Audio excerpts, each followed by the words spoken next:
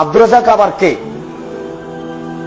আব্দুর রাজ্জাক একজন আলেম মানুষ, কথা যদি হাদিসের সাথে মিল খায় মানবো, নইলে আব্দুর রাজ্জাক সাহেবের কথাকে ছুড়ে মারবো। এই গতিতে থাকতে হবে। যদি বেশি ভালোবাসেন তখন আমার মন্দটা ভালো হয়ে যাবে। তো মন্দটা ভালো হলে আমি দায়ী না আপনি দায়ী?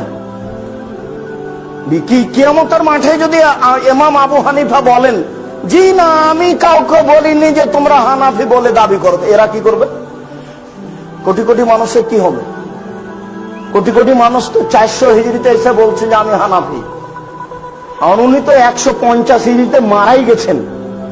80 হিজরিতে জন্ম নিয়ে 150 দুনিয়া থেকে চলে গেছেন, আর 400 হিজরিতে এসে মানুষ বলছে যে আমি হানাফি। এদের কি হবে অবস্থা?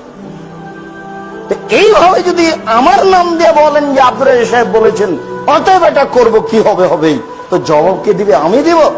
কোনদিন কোন ব্যক্তির কাছে মাথা নত করিয়েন না, মাথা নত করেন শরীয়তের কাছে।